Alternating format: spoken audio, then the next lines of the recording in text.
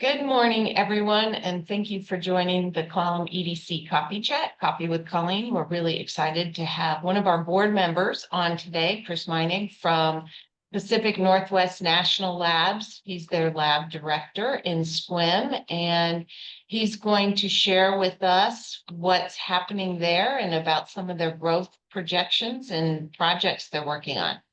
So with that, first couple of housekeeping items, please keep yourself on mute so we don't pick up background noise. And then also, if you have any questions for Chris, you can either put your question in the chat and I'll ask it for you, or alternatively, you can raise your hand and you can ask the question yourself. So with that, please, Chris, take it away. And thank you again so much for joining us. I know you're missing a staff meeting this morning to do it. Oh, thank you for the invite. Really wonderful to have a cup of coffee with everyone this morning and give a little bit of an update of what's going on here at PNNL Sequim. My background is I've been in Washington State now 35 years, went to University of Washington. I married an Eastern Washington girl with a grandfather that was in the coal business out in Eastern Washington. So we've got roots here. We've got a recent UW graduate daughter who's working up in Bellingham. So things about jobs, economy, and science, all of us in our family are engineers. So we're very in tune with science and engineering and understanding the value that it brings to economic prosperity. So with that intro, what I'm hoping to do today, what this is about, is I'd like to give everyone like a real brief background on national labs in general. I think what I found out last time is people don't understand what a national lab is. Specifically, we'll talk about the PNNL Sequim campus. I'll give you some updates, some really exciting construction updates, and then we'll touch on two science topics. We'll drill down deeper into macroalgae and microgrids. Now, that's not a microgrid powered by macroalgae, as much as that would be the most awesome thing ever around here. That's not what it's going to be. But those are two separate topics that we're going to cover. So why is this important in today's world? Well, like I mentioned, science drives innovation, which brings jobs and economic prosperity. I've lived that. My prior work at NOAA for 34 years was on inventing and transitioning technology to industry. So I've lived that here, and I really saw the opportunity, what this place uniquely brings here as DOE's only marine facility in Sequim is super valuable. So what I'm hoping you'll get out of today is really just a brief peek inside of what's going on inside PNNL Sequim, maybe an insight into some of the amazing researchers that we have here right within our community. You're probably walking them by the Costco and you don't even know it, right? So we'll get an insight of that. And then we'll talk about some things that are fresh and brand new. I mean, these are literally things that have just come online in the past weeks around here. So that'll be super exciting. So let me go ahead and I'll start sharing my screen now. And as I understand, Colleen, we have about 40 minutes and some time for Q&A. I'll make sure to leave enough time for Q&A. All right, so everyone can see my screen okay? Yes. Yeah, all right. So there we are. That's what we're going to go over today. And as I mentioned, just to start off, DOE has 17 national labs that really tackle critical scientific challenge within the Department of Energy and what their charge is. And their mission is rather broad. Some might be familiar with more of the weapons lab like Los Alamos and Sandia that both shepherd the national security with our nuclear weapons stockpile and manage a lot of innovation around civilian nuclear power.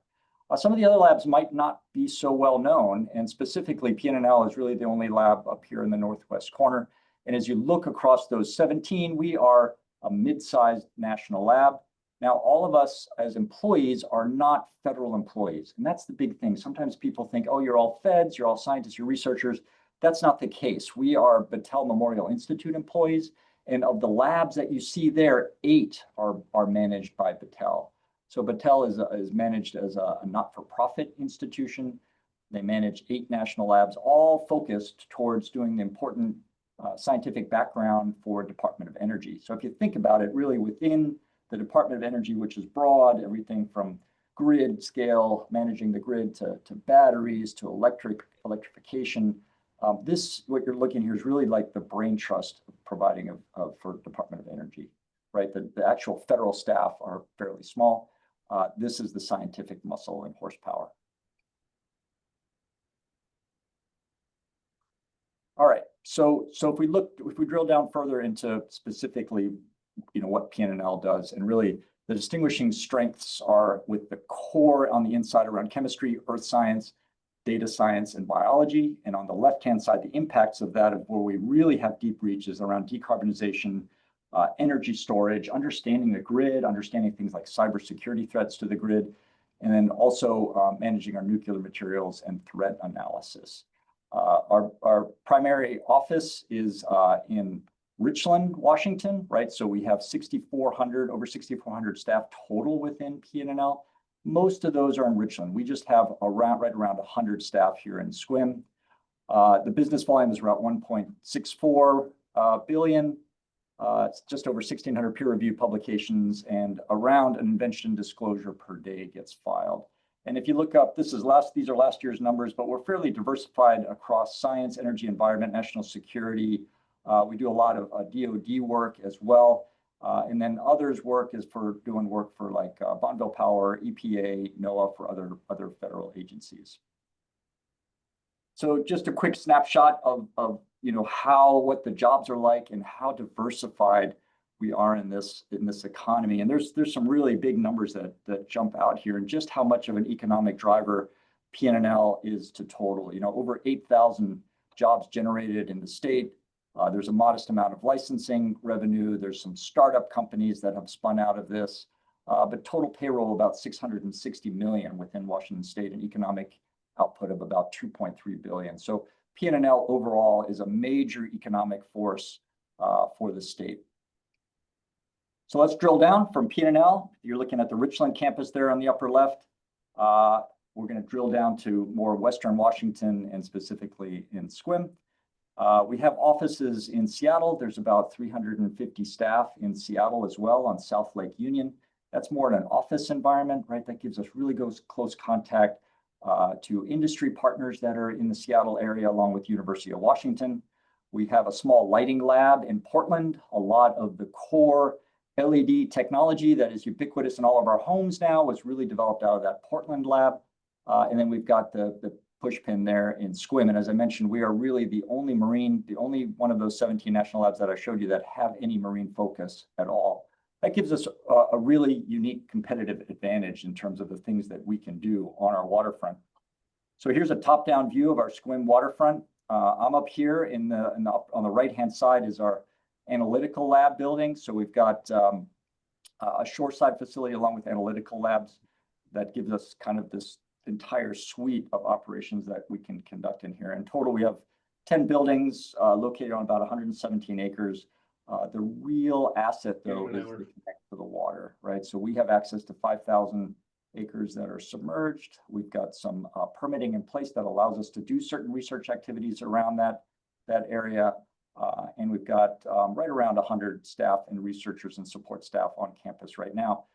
The real exciting thing is, after years and years of trying to become federalized and running it through DOJ, just this last week, we heard that the campus is now federalized and it's going to be officially DOE managed. Why does that matter? It's longevity, right? So it means DOE is going to be here for the long time. They're going to be investing in our community. They're going to be investing in the facilities. They understand that this really offers some core competencies to the Department of Energy, and they're willing to invest in it. So we're all super excited about that.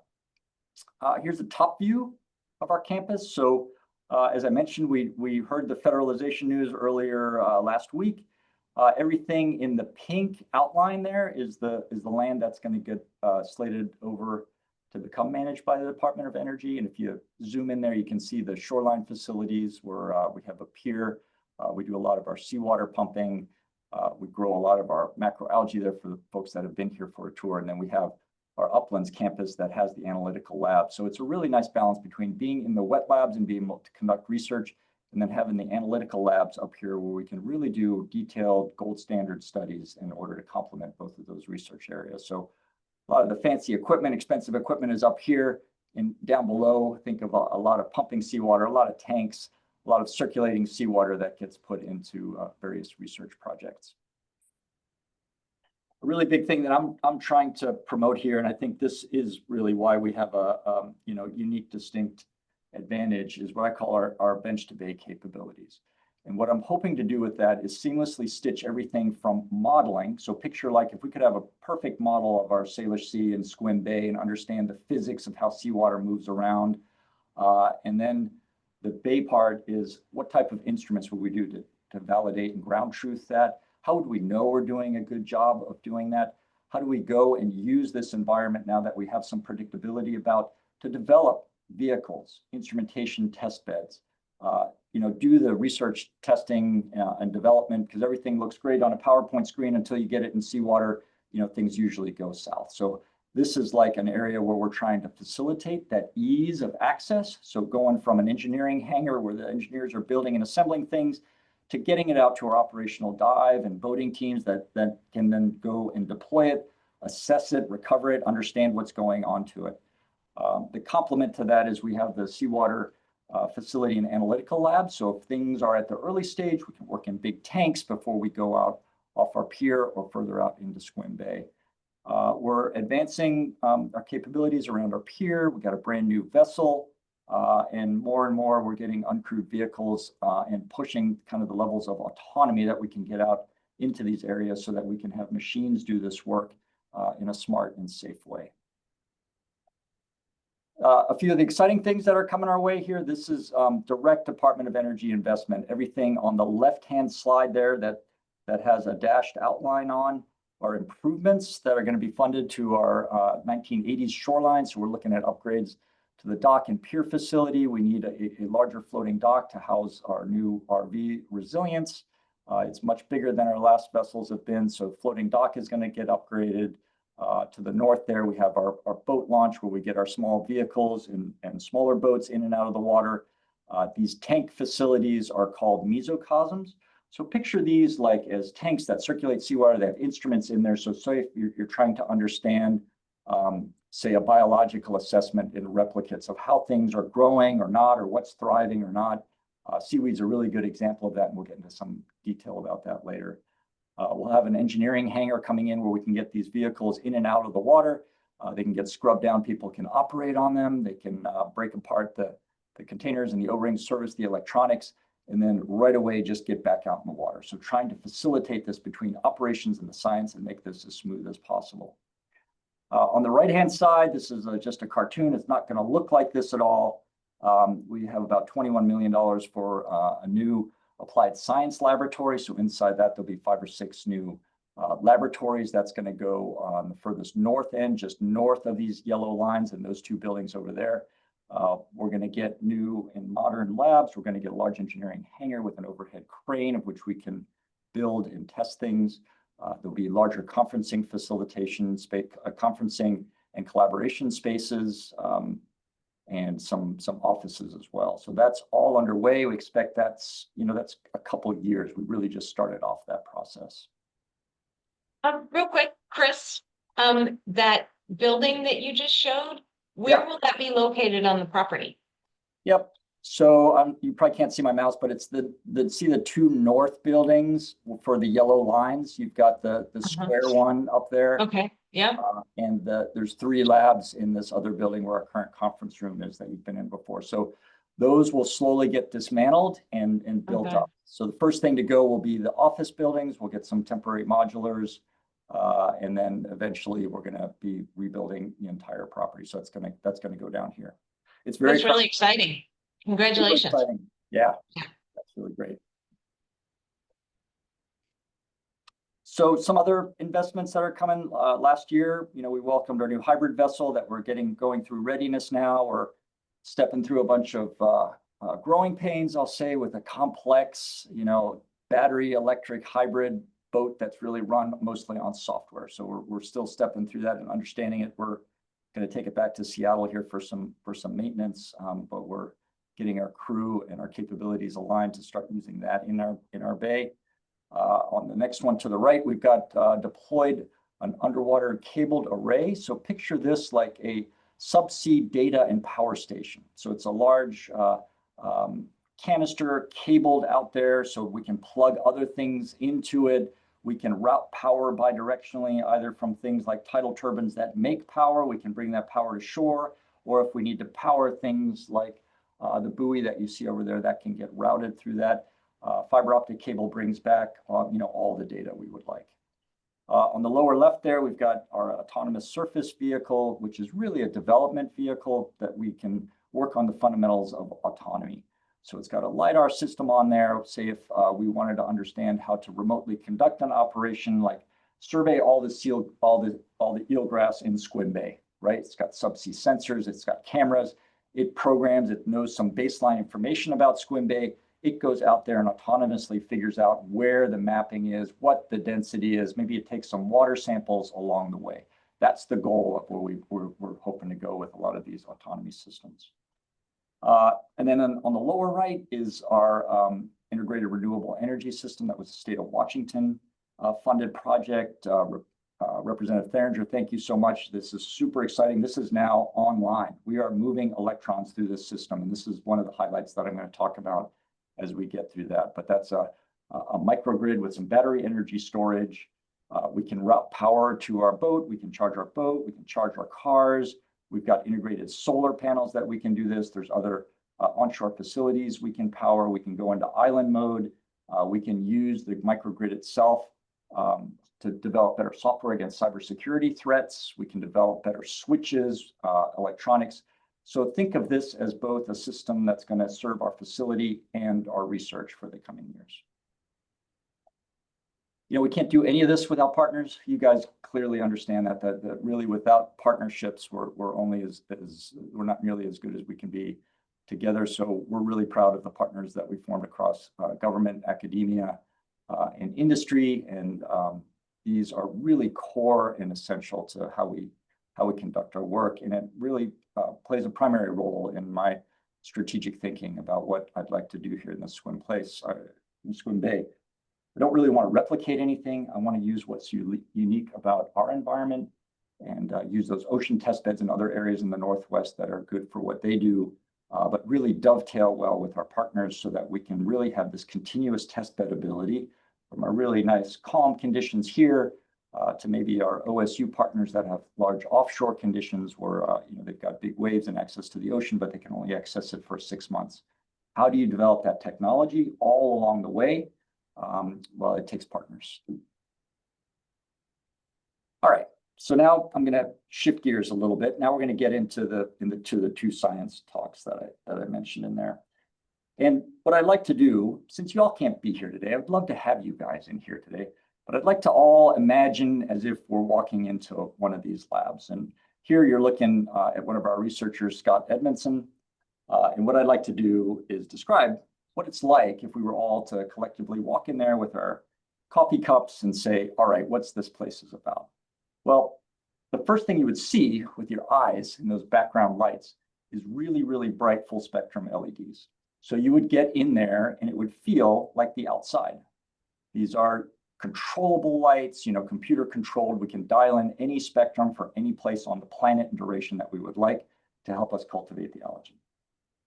The next thing you would hear is kind of the cool bubbling stream, something like as if we're on the edge of a bubbling brook, you would just hear circulating seawater amongst all our pumps, really soothing bubbling stream. You'd walk in there and you'd notice the smell, right? And this is not like a low tide smell, but imagine walking into a greenhouse where you've just got that vibrancy, that fresh oxygen coming off as you walk into this place, because there's so much, this algae creates so much fresh oxygen as it takes the CO2 and strips it from the seawater that you get this amazing feeling of life coming in there. So what are we doing here? What's going on? Well, it was really exciting in let's see, about a month ago, we had a company called Grist come out. They made a video on seawater mining. And I'm going to put this up here so everyone can grab the QR code. They're going to explain it better than I can. I'm not going to step through all this. But the core aspect is here, seaweeds don't take any fresh water. They don't need any arable land. They don't need any fertilizers to grow. And they really do amazing things, right? And in this case, we were looking, and Scott's team was looking at, how can seaweeds be used to do seawater mining? And what would you want to mine for? And how would you want to use this? Well, as you know, or as you may know, there's every element in seawater in very low concentrations. And the question is, how do you get it out? How do you do your ocean mining effectively? Well, one way is by using certain algae species that can concentrate things up to 1,000,000-fold. And the species we're going to talk a little bit about today in the ulva species, which is a native species to our Salish Sea. Fishermen will curse it. It's the sea lettuce. You guys have seen it all before, but it really is a rather amazing species in terms of what it can do. And some of the focus, that's one of the first species that we have been looking on for a variety of reasons. So we'll talk about the seawater mining aspect of that, and how this amazing plant can concentrate things up to 1,000,000-fold. So if you were to walk around, that picture on the left-hand side there is really, think of this as the nursery or kindergarten, where we try to cultivate these in small batches. We need to start small. We need to aerate them properly. We need to circulate nice, clean seawater to make sure they grow. And then behind that, what you see is, Stephen, we call that a raceway and a paddle wheel. You see like the paddle in the back, those things go round and round, which sole purpose that is to move the seawater around, to oxygenate it across the tank so that everything gets circulated, with fresh water, and makes it grow. Here he's grabbing a batch of that ulva seaweed to harvest it. We take it here, we harvest it and dry it here. We send it out to our Richland labs in order to understand and process it and bring it down into the next level of refining, or whatever that step is. Here's a detail of that plant. You see the really bright lights above in the tank and circulating seawater. And what's amazing to me is walking through there, day to day. You can watch the doubling rate of what this stuff grows like in any day. You're almost like, what, did you add more? I don't understand. So it really grows incredibly fast. It's incredibly vibrant species that has a multitude of uses, in addition to the seaweed, in addition to the mineral mining, which is going to be an increasing focus. One thing we did with some UW partners, and this is relatively interesting, relatively new work, is we looked at the same species again, and how it can be used in composites to replace fossil fuel binders. So if you know what IKEA furniture looks like, right? Press board in there. It's got a lot of glues and binders and a lot of sawdust. The thought here was, if you start on the left-hand side, how do you take that wood flour, those chips? Could you possibly add some ulva powder that has some of these binding properties, like a glue, and go through various hot pressing type techniques, and what might you create in a type of composite? So if you go further to the right there in that middle stage, it really is as simple as mixing these two powders and then pressing them, getting them in a press. And we've made these samples of the wood ulva composites there in various ratios. So the top's got very little ulva seaweed, and the bottom there, the one that's got green, is a much higher content. And the thought there is, what are the mechanical aspects? What might we be able to build with this? What are some of the unique properties that could come out of this? And what they found in their early stage research, if you look in here on this graph, so we have strength. So think of like bending strength on the y-axis, and on the x-axis you've got the wood ulva ratio, where all the way on the right, that's 100% seaweed, and all the way on the left is 100% wood. So what you see is we actually increase the strength as we add more seaweed to this. So that was really interesting and somewhat unexpected for something that is just dried ulva powder. This is not processed into anything else. It's really not refined. It's not reduced. There's no other inputs that needed to make this happen. And then Scott and his team had some interesting thoughts. They're like, I bet in addition to being stronger, I bet you it's also flame retardant, right? And if you know what the typical fossil fuel binders are like, those are accelerants, right? Those are basically petrochemical glues in there. So those are highly flammable. But what he saw here is as he increased the amount of ova that was put in there, he really got a composite mix that was naturally flame retardant. It doesn't off gas anything like the formaldehyde-based glues do. So just really promising early stage research, right? And these are all just done with little coupons at this point. There's not any large production going on. This is very early day research with us and our UW partners that are looking at some of these things. And how, could this be economically done? For what purposes? What does it look like it could fit in particular niches? So that's very early stage stuff that's come out of that. For people who are really into this, here's a couple papers that kind of documented this. This is the essence of early stage research that talks about the fundamental properties of these biomaterials and these plastics and these binders, and understanding down to the core of the material of what these composites could be used for. So I'm happy to share those out with anybody or provide more information on any of the seaweed work. And really it's very broad scale. I haven't really touched on so much about the fuels work that we've done around seaweeds, and understanding that there's also a lot of fats in there that could be used for, say, sustainable aviation fuel. So really the full spectrum of seaweeds, if you think about, you go from harvest, it might be something like, first thing you do is maybe you take out the good proteins for food, right? Those could be super good for animal feed. They could be good for people. They're very, very clean burning proteins that our bodies just naturally absorb really well. Then you might press it some more. You might compress it and burn it. And what you could be left with is some of the ash that could then be mined, for example. Or maybe you dry the remainder part and you use it in the wood process. But I think really the main benefit of seaweed is going to be that complete valorization. So if you imagine a seaweed and you're really using whole buffalo type things, right? We're using everything about it. You're tying these value chains together and these frameworks together. Then I think this has a chance of being economically viable in quantity. So early stage research, we're not sure where it's going. We've been doing it for decades here. We feel very bullish on it, that the more we look into it in these early days of the research, the more opportunities we see and the more research that we can propose on. All right, shifting gears. Next topic, we're going to talk about something else. This is the new microgrid that's on our shore side. And what you're looking at on the right-hand side there is a cartoon, right? So that's our cartoon of our Sequim Bay. At the center of it, you really have the microgrid, which includes the battery, the energy storage system, the advanced controls. So electronics that control the flow of electricity through switches and microcontrollers is really at the center of all this. And what might we do with that? And this diagram kind of visualizes the flow of electricity that we have on that. Well, as I mentioned on the lower part there, we have our subsea research node that routes fiber optic data and power. We don't have a tidal turbine down there now. We did a couple of years ago.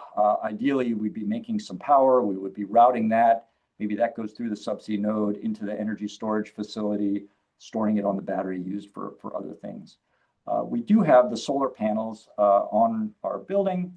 And right now, if you were to look out on the shoreline, you would see a platform that's also got solar panels connected out there. So we're routing the solar panel power from that buoy that goes through our subsea node, and it comes on shore. Eventually, we think, with extension cables, we could get other environmental monitoring sensors out into our bay that could all be controlled and remotely powered from that battery energy storage unit. We've already charged our boat from this. When we come alongside the dock, we can plug in our vessel that routes through the microgrid. We could use it or not use it, get shore power, but it really gives us that flexible energy solution. On the upper side, we've got new EV chargers that are installed and connected through our whole campus management wide process. And then we think about what would we use if we're not using this for research, what would the facility use for it? And we're already seeing things that are really handy in using it as a frequency regulation device. We can also then use this so we don't have to take the whole lower campus off the power grid. We can say for the algae bass that you saw in there, let's keep the seawater going. We need to be pumping seawater or things and critters are not going to do well, right? So we need to keep the seawater moving. So maybe the battery can do that while we're down for some maintenance down here for the rest of the campus is turned off. So it really has this complete integrated factor that we can think of it as a series of Lego blocks that we can build things with. The core is, to our knowledge, this is really the first one that's done in the marine environment. So we're going to learn all types of things of what does it mean to be doing this on the shore side? How do we connect subsea things like that research node that I talked to you about, or maybe vehicle docking stations, boat charging stations. And right now our renewable power is coming up through a 6 kW solar array that we're using. All right, so if you were to look at it, the microgrid BESS is on the right-hand side. It's just a big steel box. It doesn't look like much, but everything behind there, the lithium batteries, everything had to be really isolated away from our other buildings for fire control purposes. The solar panels I talked about are right on the top of the roof there. That large building, that whole building there is just really contains our seawater pumps. So it circulates our seawater throughout our whole facility, through those mesocosm tanks that I showed you, through our macroalgae ponds that get in it, that put in there. It really gives us this flexible and integrated approach to conduct multiple aspects of research. Here's a close-up of it. We've got a total of 200 kilowatt hours of storage, so a decent amount of storage that could hold us for quite a while. What we expect to be doing this is as hardware development, so think of new smart switches or faster relays, things that we could embed in there and test both the firmware and the electronic response and resilience. We can be putting in cybersecurity aspects of this, so understanding as these microgrids proliferate, how do you protect them? We know people are going to try to attack them. What is the right way to keep our programmable logic controllers safe and secure? So we can be doing cybersecurity tests on there. And then, as I mentioned, during brownouts or when we get a power bump or a loss here in one of our winter storms, how do we keep the seawater going? How do we make sure that we route this power towards our seawater to cut some of the research experiments or some of the biofouling things that are going on? All right, so if we open up the doors and we look inside, if you look on the right-hand side picture, everything on that has core power and those big racks, those are basically module racks of lithium-ion batteries. So those can all be stacked and racked. We stack those up so we get 1,000 volts DC total out of those.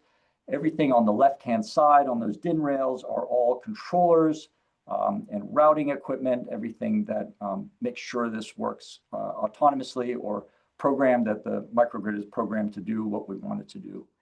On the front side there is a lot of access to the major switches. Where you look at the Dynapower there, those are our major on-off switches of how we connect or disconnect to the grid.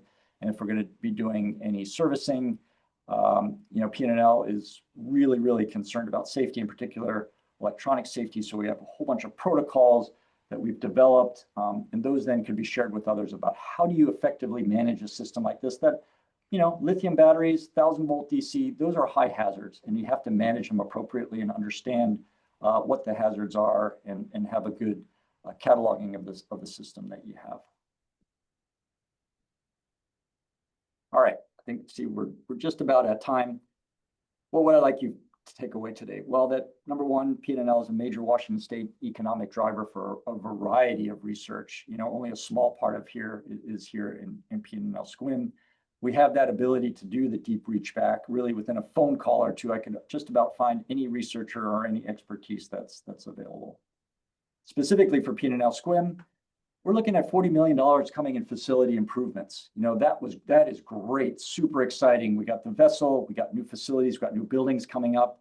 And what I'm trying to do is really build this regional hub for marine R&D, that bench to bay concept. How do we enable and help engineers and scientists develop along the technology readiness level to advance and mature our technology? And then we talked about 2 specific projects today. You know, next time we'll have 2 different ones, but I wanted to focus today some of the macroalgae cool things that are going on, and then understanding that this microgrid really just came online a couple of weeks ago, of which we're now going through commissioning, and we're going to start conducting our research with that. So I'll stop there. Really appreciate the invite, and I'm glad to answer any questions now. All right, great. Thanks so much, Chris. So I've got a couple questions, and I see Roy has his hand up. Roy, go ahead. Sure, thanks. Amazing presentation. Your enthusiasm is contagious. So I guess I was thinking of the fire retardancy of the wood and the algae kind of composite. I wasn't clear. Was it more fire retardant as you had a higher algae content to the mix? Yeah, it is. I can go back and show you that. So it is. It's a Sure. small graph, and I was thinking about maybe I should have done this on multiple graphs, but you guys can still see all that, right? No, it's not sharing anymore. It's not sharing anymore. So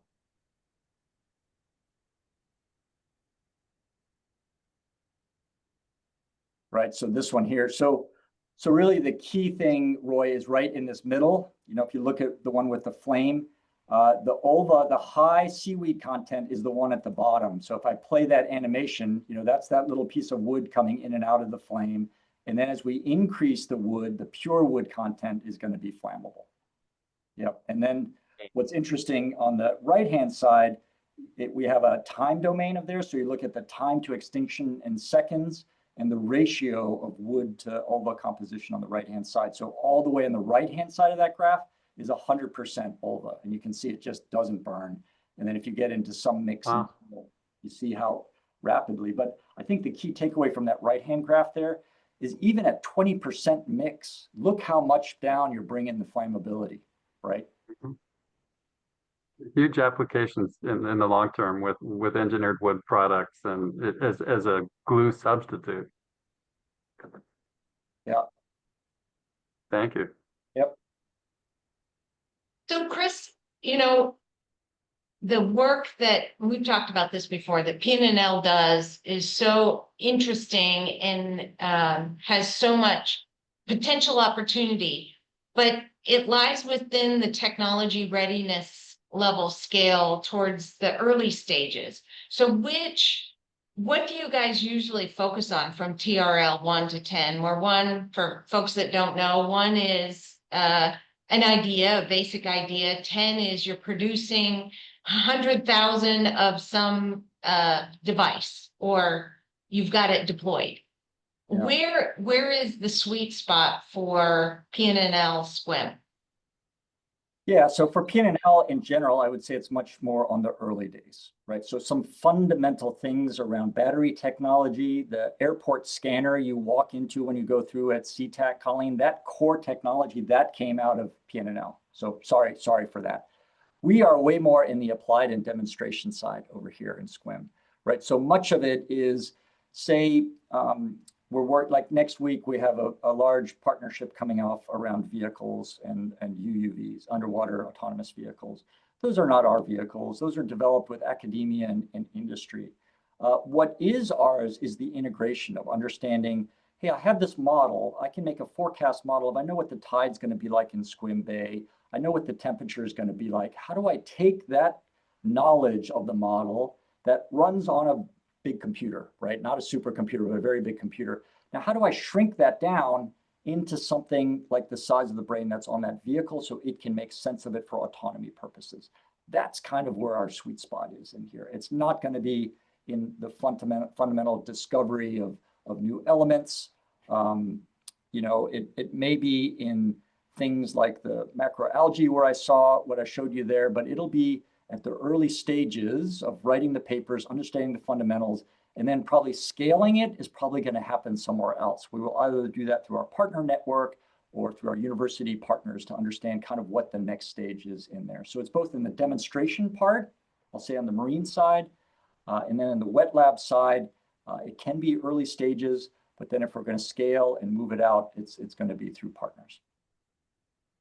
And do you envision some way to modify that where we could attract some of that build out, some of that job creation, some of that economic growth to occur here in Clallam County? I mean, you and I have talked about that a bit. Really, we need to be responsive to what DOE wants us to do is the hard Yeah, part, right? yeah. So I think DOE, and if I look at one of our key partners, Water Power Technology Office, right? They've been absolutely wonderful in understanding the unique value proposition that we have here. They very much want this to get out, right? If we had, let's say, a buoy that generates power, they would love to hear applications across aquaculture, maybe across vehicle charging or boat charging. So they very much want to get that out. There is this gap in the middle of understanding, you know, how do you fund that effectively? And working within the national lab structure, I'll say, you know, we're pretty bureaucratic. We're a hard partner to be with simply because of all the rules that come across all that. So, you know, I doubt it could happen here under this envelope. It probably needs to happen as it has in other areas at PNNL through some type of forming of an institute or a collaboration, you know, that is governed separately out of PNNL. At Okay. some point, it's just going to be more efficient as we bring in others with other expertise, and you know, we want to dovetail one application into the next. That it's just going to be better to not do it within the PNNL shell. Ebb Carbon's a good example of that, right? Where we started here with a 100-ton machine. Now the one they're doing off the port is 1,000 tons. They're not under the PNNL umbrella anymore, but we learned a lot by doing it here for the first 2 years. Got it. Great. So I see John Temple put a question in the chat or a comment. You mentioned cybersecurity and fire from the batteries. He says he was at a CERT training last Saturday and PNNL was mentioned as a concern. Brief comments, please. You being prepared for an earthquake and tsunami or fire for yourselves, and the other concern to affect the whole county. Okay, so as I understand the question, one is do I understand the hazard that we have and are we effectively managing it? And I'll say yes. Even before the thing was purchased, we had to have a lot of those things in place and understanding, you know, the hazards around lithium-ion batteries, both for the microgrid and the vessel, right? That's a big hazard to manage there. What is it like for earthquakes? So we go through a lot of earthquake scenarios. We go through a lot of disconnect scenarios of everything that can happen within the microgrid. For the broader community, this is just not nearly big enough to provide any power or access out to the grid. However, you know, the research products that we're going to learn for this, maybe we can start, we've talked about this in so many meetings, of having these interconnected microgrids across our community and managing, you know, using batteries effective from some renewables, or, you know, decreasing our vulnerability from the single BPA line that we have and applying that. So maybe in that essence, the microgrid for this case can be like, all right, Clallam County's got a lot of waterfront. We have a lot of areas along the water. For this particular one, what are those critical infrastructures that need power along the water? Where might they be? What have we learned from this? How would we integrate it into something else, or some, you know, if it's diesel generator sets or if it's solar arrays, you know, some way to reduce our vulnerability and improve our community resilience. So I think it'll be more in that way as opposed to it actually happening here on campus and the PNNL campus being, you know, a center for emergency management. Although, you know, if that were to ever happen, we've had those scenarios and we've discussed them. We've obviously got the dock, we've got access to it here. We've got secure communications, and we've got emergency, both diesel backups, and now we've got the microgrid as well. That we would obviously be a community partner with that. So, Lauren, I see your hands raised. Hey there. Yeah, thank you so much for the presentation. I'm always such a nerd seeing these cool technologies presented. I wanted to piggyback off Colleen's question about kind of job growth, and was hoping you, Chris, could give us kind of a peek into your strategy when it comes to funding. I wasn't aware that Battelle was a nonprofit. I know that, you know, I have a lot of friends and colleagues that are scientists at this lab and across the country that are like experiencing a lot of, staffing reductions with federal budget cuts to science. So I think it's awesome to see the capital investments and stuff coming to fruit. It's cool to learn about the different funding streams. But at the same time, I'm thinking about what is the prospect for job growth for the national lab, and what are those funding streams that you're looking at to continue to protect those investments, whether it's from the Fed or industry or whatnot. I understand this question is like more of a ramble, but I would just really appreciate your strategic approach, since I feel like the information I'm getting is just lots of different signals. And what's your take on the funding situation? Yeah, for sure. It's quite chaotic, and trying to understand what's actually come to bear. We've got now the 25 budget. It's really not clear yet. It hasn't even trickled down to us. So typically by this time of the year, there would be opportunities in the budget for us to propose new work. That hasn't happened yet in 25. We're not sure if it will. Across, our federal colleagues within Department of Energy, it's all the same that you're hearing in the news in terms of the staffing cuts on the Fed side, people that are taking early retirement. We've had an unbelievable brain drain that has lost across our federal counterparts, which is not really great if we're trying to move money out of the Department of Energy and into research or into industry. All those things I can't help but think they're going to be slowed down for 25. 26, in trying to read what the budget's really going to look like. We've all seen the Pres Bud, and we know what that looks like for this first go around. How Congress is going to react really is unclear. It's really hard to get I'd love to have a better crystal ball technology out here. That would just be awesome to understand and forecast that. I think from a strategy side, what we've done exceptionally well here is we've really built wonderful and diverse partnerships.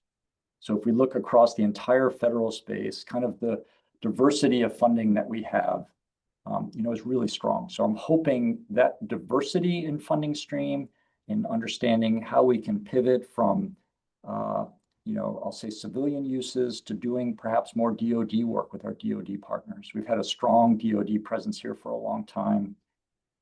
We've got a wonderful clean air shed here. So for a lot of our federal agents, they love putting their test kit samples together here. We have a low radiation background compared to Richland, right? So a lot of the test kits that get shipped all over the world around nuclear nonproliferation monitoring happen right here. So what are things that we can build on with some of our DoD partners that could go along there to leverage these unique marine capabilities? And again, being the only marine lab in the Department of DOE gives us a competitive advantage for a while. But I'm thinking, how do we reach out to grow and diversify even more? That's kind of my current thinking on the strategy side of the way to go. We can't do work for hire. So it's not like we can just be, we don't want to compete with industry like a traditional consultancy. That's not the space for a national lab. So I don't see us moving into that at all. We really. Well, wasn't that at one point, Chris? Didn't you guys do? Yeah. 100%. Yeah. You'll remember. And when did that change? It changed about 8 to 10 years ago. There was a big a realignment in understanding that doing things in the marine space was core to some Department of Energy offices. Prior to that, it was more like, but because Battelle also has its own research arm. So Battelle in Columbus, Ohio, does that traditional research consultancy and research, and that's more what we were doing along, smaller scale projects, more in that consultancy domain. And now we're really not doing that at all. We're really much more aligned with what DOE would like us to do, and other federal agencies across BOEM, across EPA, MARAD. We're extending into the ports infrastructure and decarbonization. So trying to understand, how do we work effectively with ports on cybersecurity, power issues, electrification, decarbonization. Great, thanks. I know Matt Hewish has a question. Matt? Hi, hey Chris, how are you? Always good to. I'm always impressed with your presentation. Love that our two organizations talk a lot together. So thanks for that.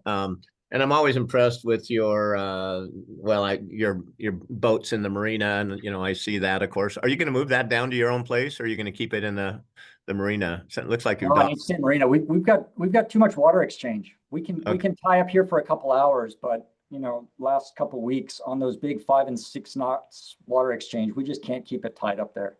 And Got it. certainly not overnight. So Yeah. for day Yeah. use, we'll have them here, and then we'll just be at John Wayne. It's so convenient. Okay, well, hopefully I'll see you down there too. And I've seen you do various competitions down there with autonomous. You invite kind of smart guys from, I guess, around the world to do various challenges or whatever. I've seen your autonomous boat competitions. Anyway, so thanks for that. I assume you're using drones as well and whatnot. I guess. And I wish we had more time to talk about the commercialization project, process. And I get what you're saying. Is there that it might not be on your campus? Do you even kind of a minor step of that? Are you able to even allow private industry to, use some of your offices for a short period of time to work together and put the brain trust together in a united way if you're working on something, or are they not allowed on your campus? And then, of course, the next question is who is allowed on your campus? Are you able to bring any of the high school or Peninsula College folks down to see some of the impressive things you're doing and employ them? I know you might on a labor basis. You always need electricians and painters and those kinds of things, but on a more higher level technology or so. Yeah. I could talk to you all day. Yeah. Yeah. So the answer is yes. It really has to be that partner that has to come in, has to be through some type of MOU or cooperative agreement, typically through a CRADA, Cooperative Research and Development Agreement. Okay. And really, it's relatively new, right? So really, we've not done that much until recently. Eb was a great partner, right? We really had to break a few things in understanding our processes of, okay, how do we have this industry collaborator on board working under our work controls, right? So understanding you've got seawater, you've got high voltage, you've got plumbing, you've got valves. So we stepped through all that. They were wonderful to put up with it. And so we were able to effectively do it where we each got something out of it, right? It was a real win-win. So in that case, yeah, we work with, you saw the industry collaborators that we do there quite a bit. I'll say it really has to be compelling. The project has to be of a certain size in order to overcome the bureaucratic and administrative overhead. And we really want it to be some enduring thing that's in alignment with what DOE would want to see, right? So it can't be kind of in the venture world of saying, hey, we see this great thing, let's make it happen. VC thinks they could fund it if only we could get through these TRL levels. If it's not aligned with what Department of Energy wants to do, or if there's no cooperative funding, it's just not going to happen, right? We can't take on perspective, stuff like that. To your second point, what's really exciting, and today, if you guys could be on campus, they're actually starting today, the most students ever, right? So we've got 17 undergraduate students starting today. So nice. This place is just going to be buzzing with undergrads. Typically, we have 8, 10, maybe 12. This is the first time we've ever had 17. And they're going to be directly embedded into a lot of what the researchers are doing and the things that we talked about Nice. these next 8 to 10 weeks. So is that like a summer internship or something for them? Yeah. It is. We have a multitude of internships. This one here is called SULI. Their Department of Energy paid. They come to us free, right? So they competed for a Department of Energy stipend and salary. But they're out in your community. They're eating in your restaurants. They're going to your coffee shops. No, I see them. They're hiking the trails. And what's really cool is they, again, through this competition, we're really bringing the best and brightest from throughout the country. Yeah. So they really had to compete for this. They were interested in the research, this particular research that we have going on here. Many of them have stayed. Many of them are now starting families in our community. Nice. So we've got a lot of these stories to tell where people come here, they're excited about the research, they feel like they can make a home here, they buy a house, their kids go to the school. Yeah, and you only talked about expanding the shoreline there. You're expanding your executive offices on top as well, I think, and doubling your staff or whatever, right? Up above. Yeah, the offices are getting smaller, so now we're doubling up everybody's office. So there's no additional office spaces. Those are only getting smaller. What is really cool, and I didn't really touch on it, we've got our warehouse about 75. Yeah, I saw that. So we've got great storage, it's kind of behind that area there. Wonderful contractor. They're doing a great job, but that'll give us just storage capability across our campus so we can get things out of the various places, out of our research areas and into a warehouse. So yeah, there's a lot of, in the short time we had today, I couldn't really cover everything. Right. Well, we'll talk again. Thank you again. Yep. So I think we have time for one last question. I see, let's see, John's came in for Paul's. Have you met with Phyllis Bernard, who's a PUD commissioner? She's really focused on mini grids. And he says huge for us if the grid goes down here on the peninsula.